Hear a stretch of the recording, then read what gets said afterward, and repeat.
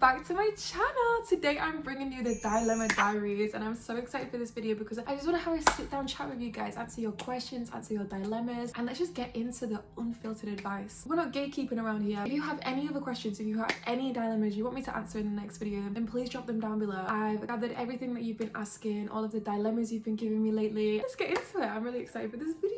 I love the idea of solo travel, but I'm scared of being lonely. How do I travel alone and make it the best experience ever? Honestly, there's so many people that you can meet when you go solo traveling. Like when I was in Thailand last year, there was so many people that were also solo traveling. They would do like big group meetups, like in hostels, Facebook groups. If you go to a bar, you'll 100% see people that are also solo traveling. Also, I think if you just keep trying new things, like constantly fill your itinerary with things that you want to do, like things that excite you, whether that's going to a museum or just chilling by the beach or going zip wiring in the jungle, like whatever is exciting to you, make sure you fill your itinerary with that. Then you're gonna have the best experience ever because you're doing exactly what you want to do. When you're with yourself, you can literally choose to have the best experience because you get to do whatever you want to do. Also, it's really easy to meet new people when you're solo traveling, like especially if you go to hostels. Like if you want to meet people, go hostels, get in Facebook groups, and then you'll meet other people that are also solo traveling, and it'll just be fun because you don't need to go traveling with them.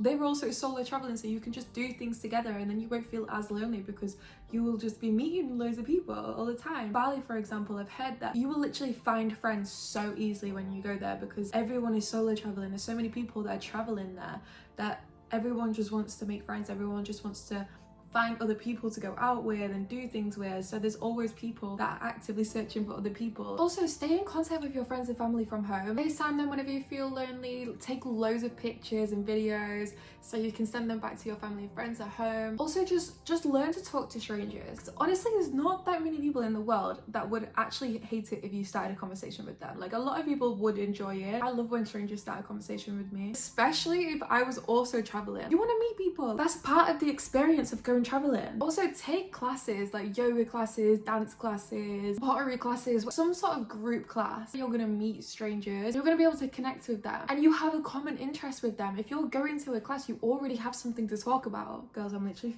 almost finished with this popcorn. I've done one question. My standards are so high that I feel like no man will ever live up to them. Am I being realistic, or am I setting myself up to be single forever? Yeah, I hear you. I hear you with this one. You know what my ex-boyfriend actually said to me once? He said, your standards are so high, you're gonna be 40 years old, you're gonna be so unhappy because you didn't have a boyfriend, because your standards were too high.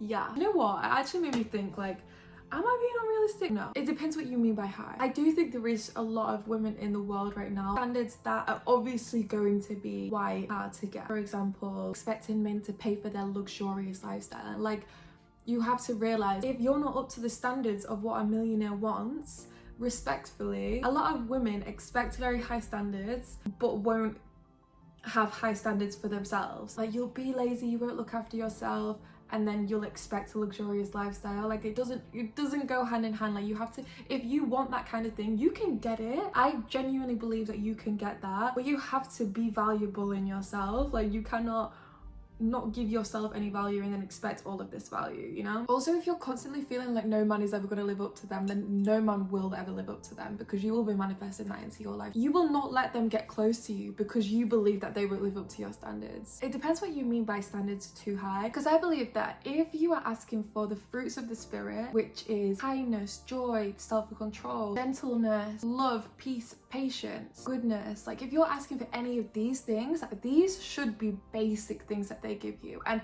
your standards are not high one bit if you're asking for any of them things. Like, these are basic things that every person should give you in a relationship, and if they don't, God literally says leave that relationship because it will ruin you. You should definitely have high standards for yourself, because if you don't, you are accepting something that you know that isn't good for your life. And everyone has a different life purpose, so if it doesn't align with your life purpose and the vision that you have for your life, then you don't need to settle for that. It's your choice what standards you have for yourself. It's your life.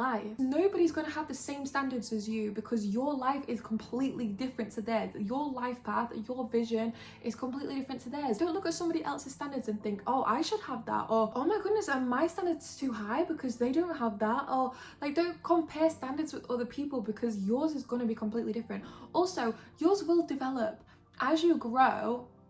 they will change. Like, it is not going to stay the same forever. So whatever your standards are right now, this is what you need right now. This is what you imagine your life to be right now. So it's fine. Like, honestly, wouldn't worry about it too much. If you're just searching for an amazing boyfriend that has qualities that align with your life, no, you don't. Like, that's fine.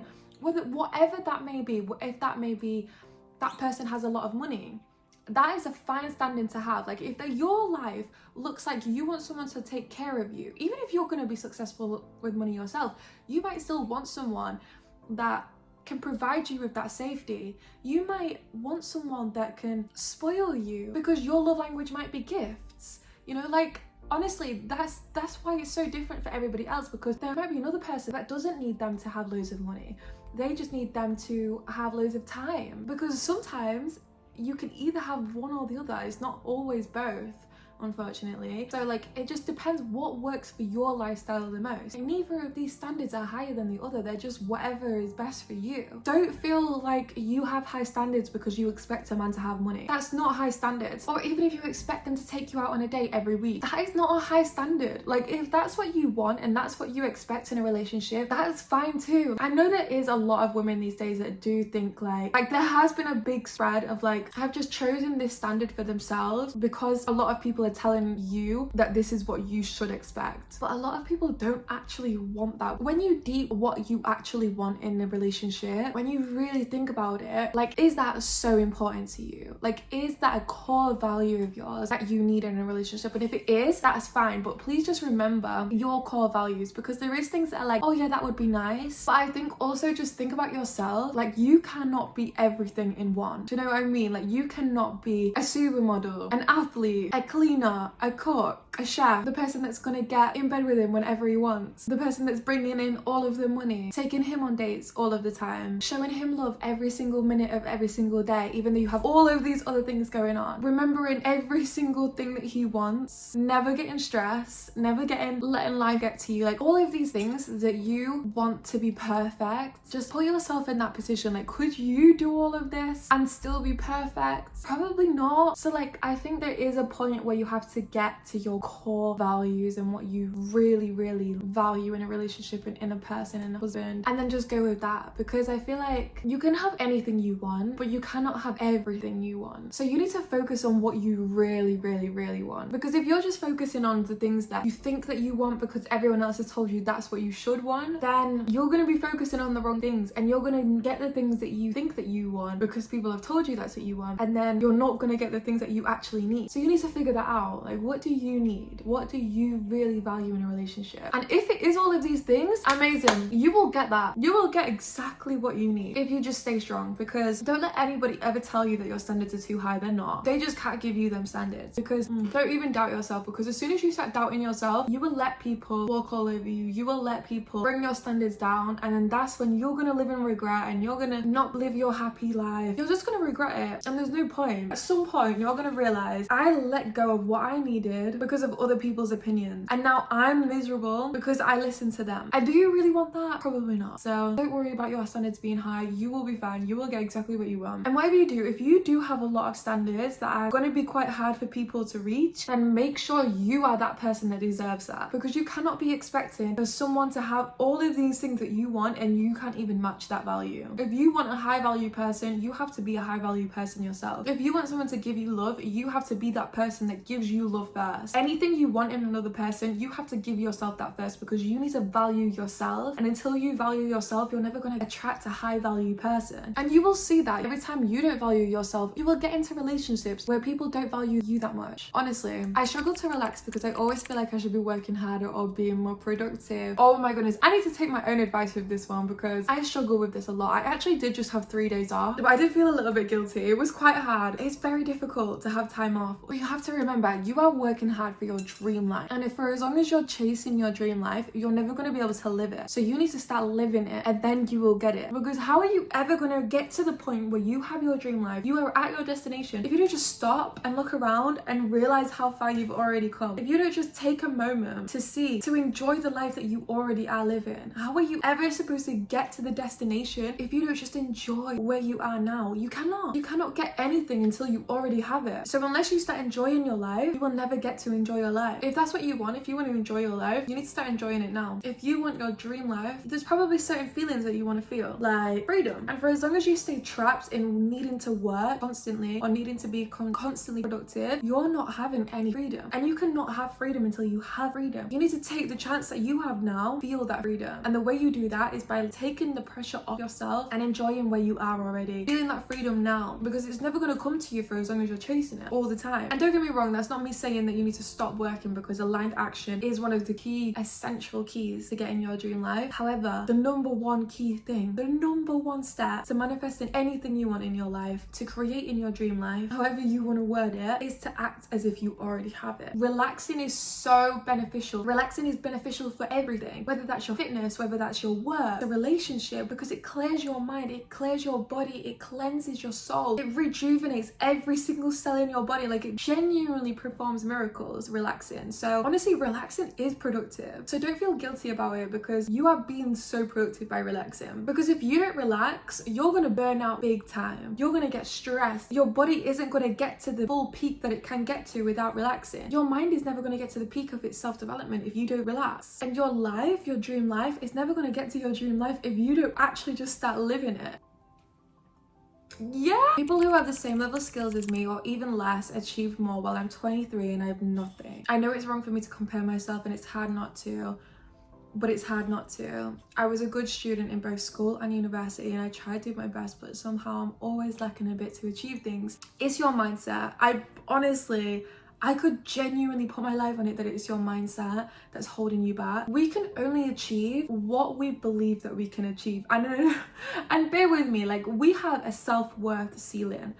So whatever we believe that we are worthy of, that's what we will get out of everything in life, whether that's a job, whether that's like any sort of achievements, whether that's in a relationship, like whatever we go through in life, we determine what level we are worthy of. And when we get to that level, we are maxed out there. Like, we can want far above that level, but if our self-worth is still got the ceiling here, we can never get past that. We will never be able to get to where we want, because we are stuck here. We are stuck at the level of our self-worth. So look at your self-worth. Like, do you really believe that you can do it? Like, do you genuinely know? Because there's confidence that is involved with self-worth. If you are confident that you cannot really do it, then your self-worth is low. But if you have no doubt in your mind that you can do that and you're still not able to do it, then there must be some sort of self-awareness problem here, because I know I'm 22 and there's so many people that have achieved way more things than I have at my age, and I know the reason for that. And it's only recently where I've actually really become self-aware of myself, and it's not an easy job. Like, it's not like, it does take a long time to become self-aware and a lot of effort, because you really need to get to know yourself. You really need to realize what your problems are. Are you inconsistent? Are you undisciplined? Do you have low self-worth? Like, where are these problems even coming from? Like, have they stemmed from childhood trauma? Have they come from something that you have in your life? Like, for example, I've had a lot of problems with having self-discipline around eating, because I've done so many diets in my life that I developed an eating disorder, and I have to be so self-aware that I have developed that. I only recently realized that that was the problem. That's why I couldn't be disciplined this whole time. For years, literal years, I didn't realize why I could never be disciplined. So that's what I mean. It's not just something that you get an answer to really quickly. You need to deep dive on yourself and really do a self-assessment check, because it probably is a problem with your mindset in some way. I don't know what way it could be. Obviously, I need to talk to you to fully understand what is going on in your life, and maybe ask somebody else. Like, ask them, what do you think could be stopping me from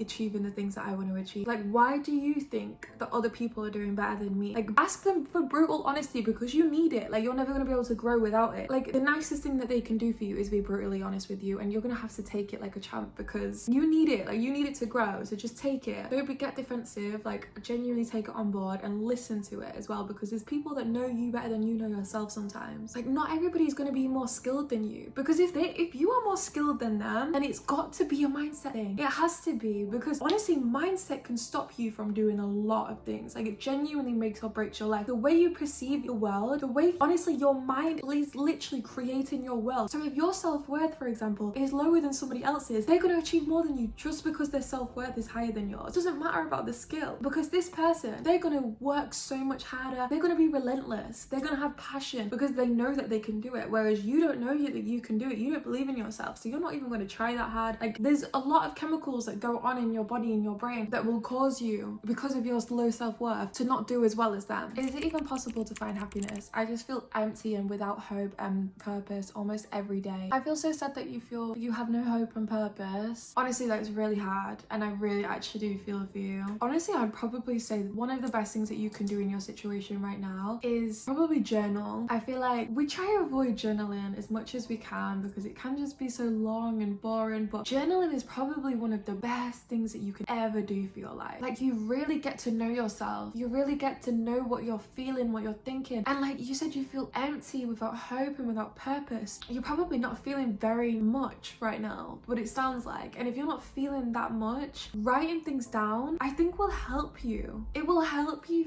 feel again. It will help you understand what you're thinking. It will help you get everything off your chest. Have a rampage. I'll literally have a rampage in there. Everything that you've ever felt, write it in there. Get passionate and then learn about yourself. What can you do today that's gonna make you a little bit happy? What interests you? Is it going for a walk? Is it maybe taking a new class? Even if the thought of it's not making you happy, I think even forcing yourself to do something like this, going to the gym, reading a book, going to the movies, going to see your friends, like something that is going to bring an element of joy into your life. I feel like write these things down. Write a list of these things that you think that might be able to do that for you, and then take them off one by one. Every single week or day, do one of these things. Do one of these things. Also, go on Pinterest and start shadow working. Type in shadow work prompts or journal prompts and start doing one of these journal prompts every single day. And I promise you, you will start feeling better soon. It's genuinely like having therapy. It's free therapy as well. It's so good. It's so amazing for your mindset. I highly recommend that to anybody, that even if you're not struggling right now, no matter what you're going through, journaling is so good for you and healthy. And honestly, every single time I've been going through anxiety or depression or just anything in my life, even if it's just someone's really pissed me off, journaling these things down is genuinely the best thing that you can do for yourself. If you want to bless yourself, please start journaling, because honestly, it's incredible for you. Someone said, how do I get rid of my addiction? If you have an addiction, you actually have a void. It's actually a void that you're trying to fill with something external. Like, for example, if you have a food addiction, you most likely have a void of stress, boredom, tiredness, or even guilt. Like, you genuinely can punish yourself when you feel guilty by eating more food. Like, for example, with alcohol, it could be your lack of self-worth, and maybe you feel more confident when you're drinking and that's why you drink, or you don't feel worthy, so you feel like you need to drink to fill that void. Makes you feel powerful. Or if it's like smoking, because you want to numb something inside of you, like there always is something that you are trying to fill. Woo, we're finished. And then once you know exactly what void you're trying to fill, you need to imagine that you have filled that void. Like, literally visualize yourself having that void filled. For example, if you have an eating addiction because you're stressed, you need to sort that stress out. You need to imagine yourself not being stressed anymore. You need to make sure that you don't ever feel stressed. You need to literally visualize your life being so peaceful. You need to figure out what that void is and fill it yourself. If your void is you feel like you're not confident enough to do anything without alcohol because you don't have that confidence inside of you, you need to make yourself confident without alcohol. You need to stop relying on that to fill that gap for you. You need to do it yourself. So imagine yourself being so confident without being drunk.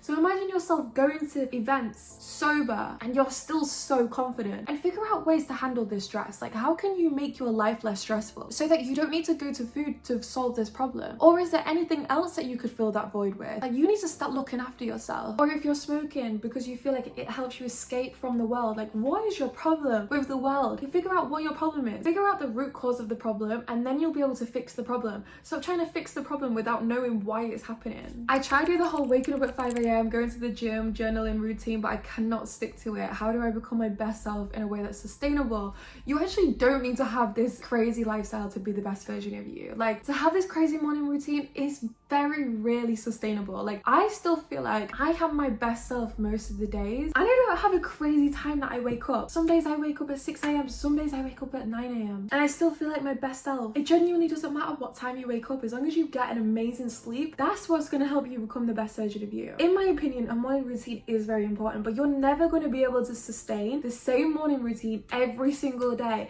That is not sustainable. You need to have a routine that is flexible, because some days you're going to need to wake up and get straight to work. Sometimes you're going to wake up and you have hours to be able to work on yourself, start journaling, going to the gym, and you can use all of that time to yourself. But some days are not going to look like that. Like, life is unexpected and you have to plan for chaos. Just think to yourself, like, okay, do you really need to wake up at 5 a.m. every day? And if that's something that you really want to do, because sometimes I know it feels freaking amazing waking up at that time, and trust me, I wish I could do that every single morning too. To be honest, I feel like there is probably a level of self-discipline that you really can do that every single morning. I mean, for example, I could probably wake up at that time every single morning. However, I value my sleep so much, and I value my sleep more than I value waking up early. So I would rather, if maybe I stay up really late one night, because life just happens, you know, like life happens, and you stay up really late one night, it's like 1 o'clock in the morning. I am not waking up at 5 a.m. I need to get my beauty sleep. You think I'm waking up at 5 a.m? No way. There's no way I'm waking up at 5 a.m. So when this kind of thing happens, you need to prepare for this. So if you wake up late, then maybe you're gonna need a smaller morning routine. So have like a 10-minute morning routine, have a 30-minute morning routine, have a 1-hour morning routine, have a few hour morning routine. Like, this is what you're gonna be able to stick to, because some days you're not gonna have the same time every single day. But if you know exactly what you need to do, no matter what time that you have been given, you're gonna get them things done. So that's how you make it sustainable. Okay, let's do one more question. Look at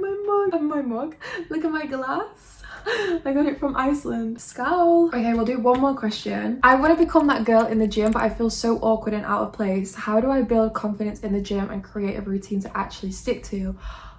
Okay.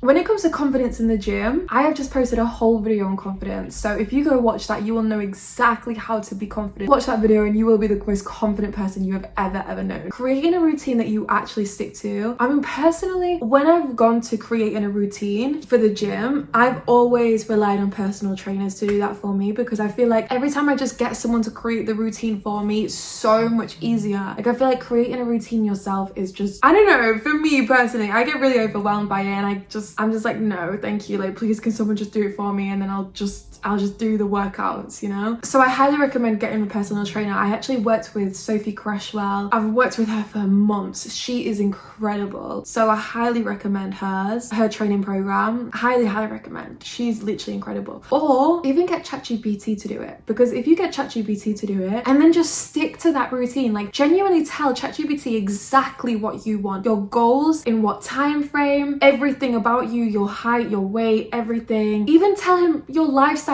Like, what does your lifestyle look like? And get ChatGPT to create a structured plan for you, to create a routine for you. And then you just do your best to stay accountable and stick to this plan. And every single person that I've ever trained with has said, do it for 4 weeks at a time. So change your routine every 4 weeks. And this just keeps it fun, it keeps it fresh, and it also just keeps you growing. So anyway, I really hope this video helps. And please let me know if you have any more questions, if you have any more dilemmas, and please put them in the comment box, because I think next time I'm gonna have a guest.